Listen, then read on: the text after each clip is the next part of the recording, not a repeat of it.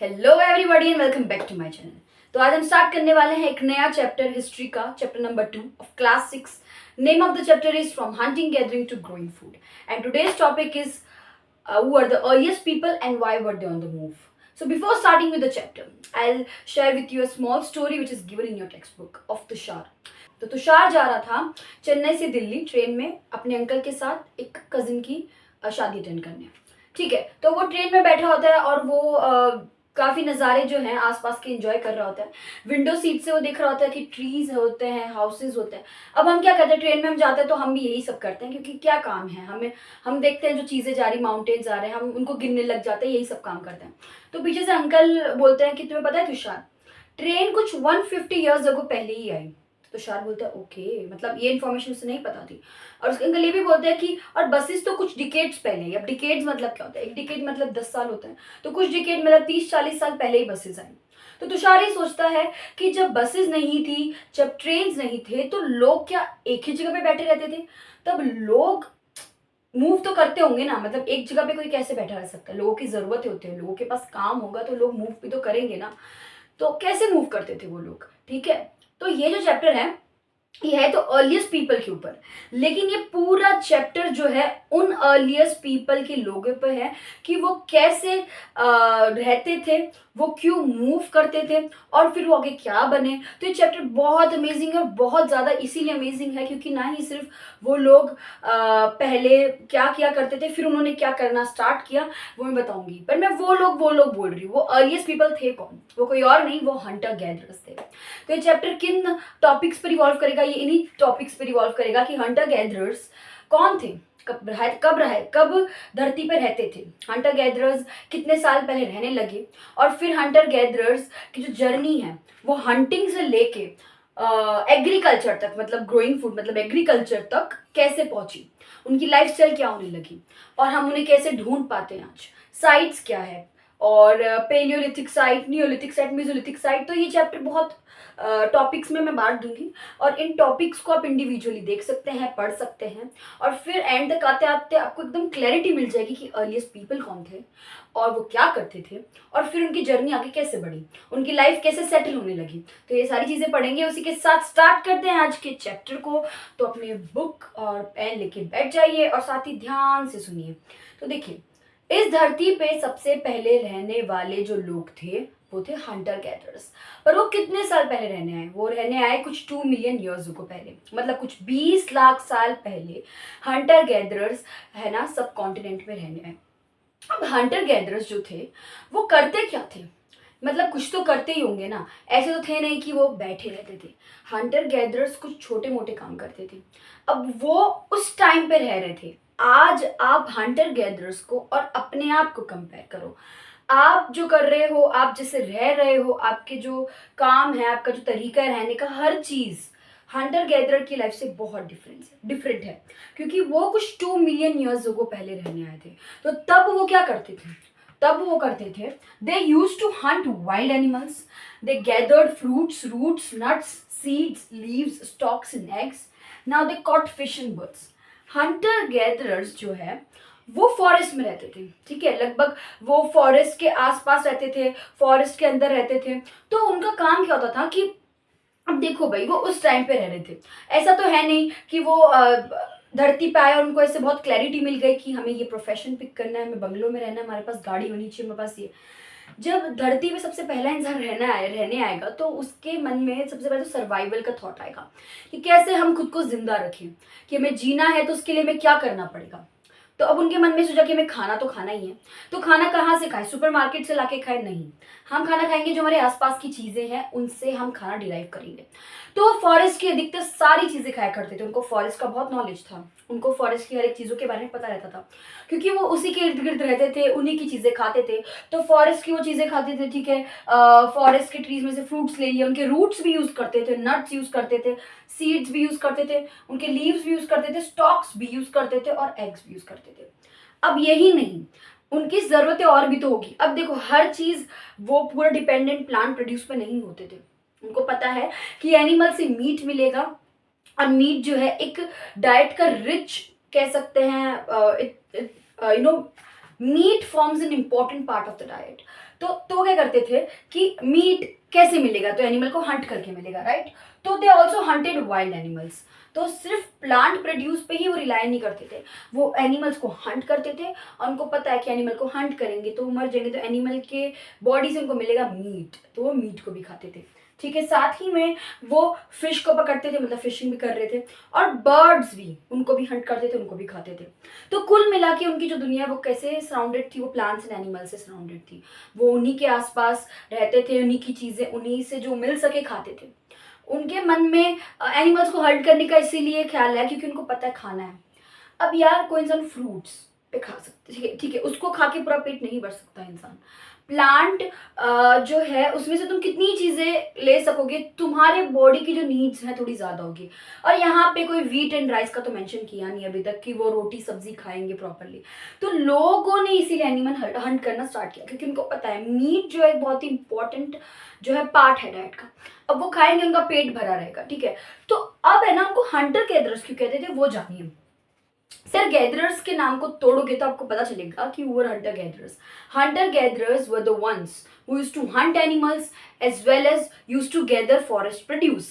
इसलिए उनका नाम पड़ गया hunter gatherers, and they were very skilled in their work, ठीक है। उनको पता था सारे एनिमल्स का और जो प्लांट प्रोड्यूस वो यूज करते थे, उनके लिए ये सारे एक बहुत ही इंपॉर्टेंट सोर्स फॉर्म करते थे।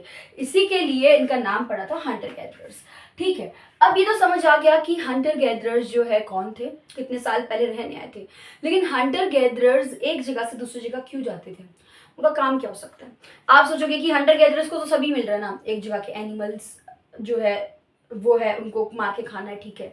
वो जिन पेड़ों के बीच में रह रहे हैं उधर से उनको सारा प्लांट प्रोड्यूस मिल रहा है, तो उनको क्या जरूरत है। तो उनकी जो जरूरतें हैं उनके बारे में पढ़ते हैं कि why they use to move, what was the reason behind them, ठीक है। What was the reason behind their movement, let's see, okay. तो यहाँ पे जो क्वेश्चन राइज हुआ कि hunter gatherers move from place to place but why, उसका answer करते हैं। चलिए इसमें लिखा है कि first, what was the first reason, that if they had stayed at one place for a long time they would have eaten up all the available plant and animal resources। अब यहाँ पे वर्ड अवेलेबल देखिए, available plant and animal resources, इसका मतलब क्या है। इसका मतलब ये है कि अगर वो एक जगह काफी टाइम तक टिके हुए रहते तो वहां मौजूद जितने भी एनिमल एंड प्लांट रिसोर्सेज हैं वो खत्म हो जाते, कोई टाइम पे तो खत्म होंगे ही। देखो आप एक ग्रुप में रह रहे हैं, ठीक है, एक हंटर गैदरर एक फॉरेस्ट में नहीं रह रहे हैं ना, बहुत सारे हंटर गैदरर्स मिलकर एक जगह रह रहे हैं, ठीक है। तो अब वो वहाँ के प्लांट के जितने भी फ्रूट्स है काफी कुछ चीजें यूज में ले चुके हैं, उन्होंने जितना यूज करा था वो कर चुके हैं। एनिमल्स भी जितने हंट करने थे वो कितने काफी कुछ हंट कर चुके हैं। लेकिन जब एक जगह के एनिमल एंड प्लांट रिसोर्सेज, उन्हीं को कहते हैं रिसोर्सेज, खत्म हो जाएंगे, अगर एक जगह के एनिमल एंड प्लांट रिसोर्सेज खत्म हो जाएंगे तो उनको मूव करना पड़ेगा ना। तो मूव क्या करेंगे, वो करेंगे कुछ वैसे ही फॉरेस्ट में जगह जाके मूव करेंगे, लेकिन वो वहां से तो चले जाएंगे ना। So they use to be in the search of another place where they could find plant and animal resources, ample amount of plant and animal resources. So इसीलिए फर्स्ट रीजन तो ये हो गया। सेकेंड रीजन ये है कि animals move from place to place। अब we are talking about hunter gatherers, so why there is the mention of animals, यहाँ पे क्यों mention animals का, because animals and hunter gatherers का relation है obviously। अगर animals एक जगह से जाएंगे तो hunter gatherers भी जाएंगे। तो ये second reason है कि जब animals used to move, they used to move from place to place in search of what, in search of smaller prey। अब ये जो लायन, लेपर्ड, ये सारे एनिमल्स, टाइगर, ये सारे एनिमल्स जो हैं कार्निवोर्स जिन्हें हम कहते हैं, एनिमल्स उस कैटेगरी में आते हैं। तो ये क्या खाते थे, ये तो डियर, कैटल, ये सब कोई इन सब पे ही फीड करते हैं, ठीक है। इनके लिए ये स्मॉलर प्रे हो गए। तो जब एक जगह के डियर एंड कैटल चले जाएंगे तो उनके पीछे पीछे कौन जाएंगे, उनके पीछे पीछे जाएंगे कार्निवोर्स। जब एक जगह के हर्बीवोर्स एनिमल चले जाएंगे, हर्बीवोर्स एनिमल वो होते हैं जो ग्रास पे फीड करते हैं, तो उसमें डियर, कैटल आ गए, तो वो निकल गए एक जगह से, उनके पीछे पीछे निकल गए कार्निवोर्स एनिमल। अब उनके पीछे पीछे कौन निकलेंगे, उनके पीछे पीछे निकलेंगे हंटर गैदरर्स, क्योंकि एनिमल्स ही नहीं रहे तो वो क्या करेंगे, उनको तो वो एनिमल्स को भी खाते थे, फिर वो प्लांट रिसोर्सेज को भी खाते थे। तो ये फर्स्ट का एक्सप्लेनेशन है कि जब प्लांट एंड एनिमल रिसोर्सेज से चले जाएंगे तो हंटर गैदरर्स भी वहां से निकल लेंगे। अब थर्ड एंड फोर्थ रीजन क्या है वो देखते हैं, ठीक है। सो थर्ड रीजन का क्या था कि थर्ड रीजन ये था कि plants and trees bear fruit in different season, so people may have to move from season to season in search of different kind of plants.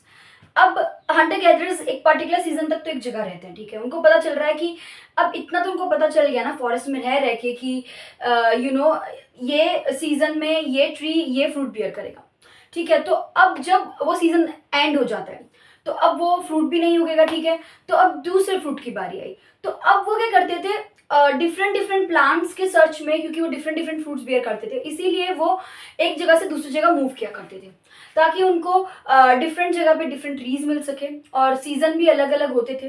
तो उस हिसाब से वो सीजन टू सीजन मूव करते थे कि अब विंटर सीजन आ गया ये फ्रूट खाने मिलेगा, अब समर सीजन आ गया ये फ्रूट खाने मिलेगा। अब क्योंकि फ्रूट की उनको नीड थी, वही खाते थे ना, वो फ्रूट्स एंड ये एनिमल्स जिन्होंने हंट किया वही खाते थे, तो उनको ये चीज़ का ध्यान रखना पड़ता था। तो उस चक्कर में वो मूव करते थे कि जब वो एक सीजन से दूसरे सीजन मूव करते रहते थे तो उनको पता था कि अब इस सीजन में ये फ्रूट मिलेगा, इसीलिए they used to move in search of plants and trees used to bear different fruits. समझ आ गया आपको। अब फोर्थ रीजन पढ़ते हैं। फोर्थ रीजन ये है कि they used to move in search of water. Now we all know that water forms an important part in our life. It's an essential part of our life. आज भी पानी इतना important है, तब भी उतना इंपॉर्टेंट था, सिर्फ इंसानों के लिए नहीं, एनिमल्स के लिए भी और प्लांट्स के लिए भी। We all need water. So hunter gatherers at that time used to move in search of water. कहाँ जाते थे वो डिफरेंट डिफरेंट वाटर बॉडीज के सर्च में रहते थे कि यहाँ पे लेक है, यहाँ पे रिवर, यहाँ पे पॉन्ड, तो यहाँ पे पानी मिलेगा। तो वहाँ जाके सेटल नहीं, वो वहां जाके रहना चाहते थे, मूव करना चाहते थे कि भाई उनको पानी वहां मिल सकता है। बट अब वाटर बॉडीज भी ना, मतलब वाटर बॉडीज तो कौन सी हो गई, लेक्स, रिवर्स, पॉन्ड्स हो गई, लेकिन वाटर सोर्सेज भी दो तरीके के होते हैं, एक होता है पेरिनियल और एक होता है सीजनल। अब पेरिनियल वाटर सोर्सेज वो हुए, पेरिनियल वाटर सोर्सेज वो हुए जहां पे थ्रू आउट द ईयर पानी मिलेगा, और सीजनल वाटर सोर्सेज वो हुए जहाँ पे आपको मॉनसून सीजन हो गया तब तक तो सारी वाटर बॉडीज भरी रहती, तो सीजनल वाटर बॉडीज में भी तब तक पानी होता है। लेकिन जैसे ड्राई सीजन आ जाता है, जैसे समर एंड विंटर, तब वो बॉडी सूख जाती है।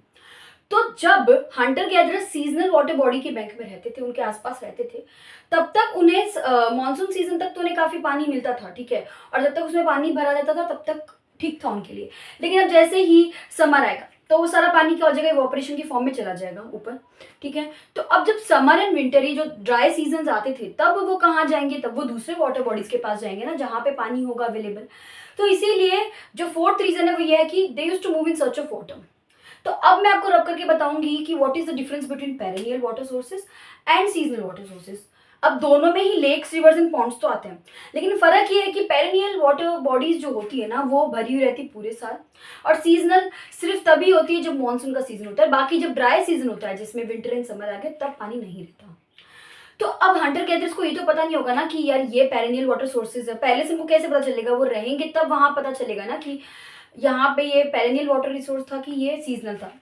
तो अब वो जब पेरिनियल वाटर सोर्सेज के पास रहते थे तब तो उन्हें काफी पानी पूरे साल मिल रहा था, लेकिन अब उनको घूमना कब पड़ता था, जब वो सीजनल वाटर बॉडीज के आसपास रहते थे, ठीक है।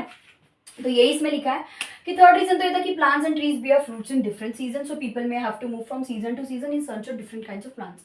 Fourth reason is कि people, plants and animals need water to survive. So water is found in lakes, streams and rivers. While many rivers and lakes are perennial, some are seasonal. ठीक है, तो अभी दोनों का डिफरेंस बताऊंगी, but उससे पहले ये बताना चाहती हूँ कि ये जितना घूम रहे हैं यहाँ से वहाँ, सिर्फ हंटर गैदरर्स नहीं घूम रहे, एनिमल्स भी घूम रहे हैं, because animals too need water, they also depend on plants. So ये हेडिंग जो है, माना हंटर गैदरर्स मेन कैरेक्टर है यहाँ पे, because we are studying their movement, but you need to also think of animals, कि एनिमल्स भी उस टाइम पे वाटर बॉडीज के सर्च में रहते थे, क्योंकि वो भी पानी पीते हैं, वो भी प्लांट्स पे फीड करते हैं, वो हर्बीवोरस प्लांट्स, हर्बीवोरस एनिमल्स जो होते हैं वो भी प्लांट्स पे फीड करते हैं, तो और हर्बीवोरस एनिमल्स पे कार्निवोरस एनिमल फीड करते हैं। तो ये जो लिंक है, ये सारे लोग लिंक्ड है एक दूसरे के साथ, नेचर के साथ बहुत कनेक्टेड है।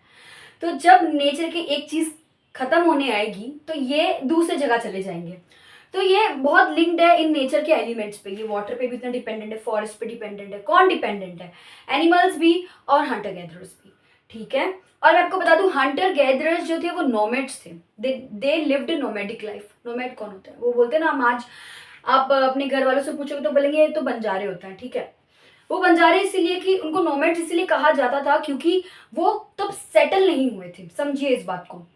हंटर गैदरर्स तब सेटल नहीं हुए थे। They used to still move. They used to move in search of different things. They till then they had not find the purpose of their life.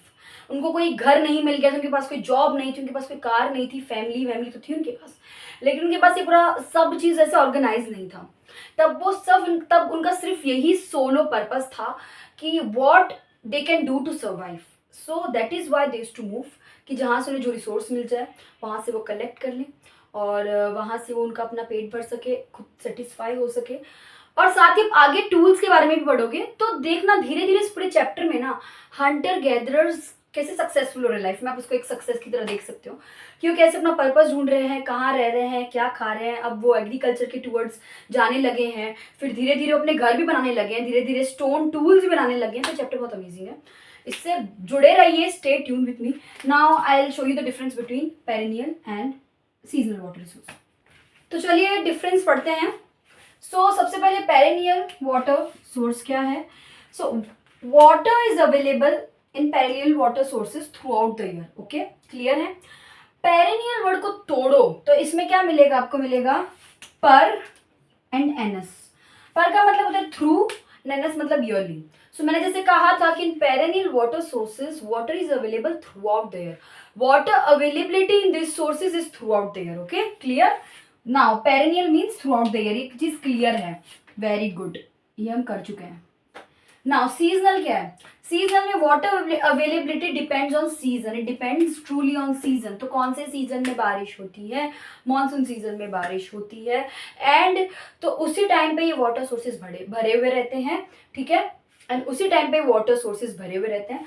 Now note करने वाली बात ये है कि while the others were seasonal, so people residing on their banks had to go in search of water during the dry season। मैंने कहा था कि वो सीजनल वाटर बॉडीज पे जैसे जो हंटर गैदर्स रह रहे हैं तो तब तक तो रह लेते थे, मॉनसून सीजन जब तक है, पानी भरा हुआ है।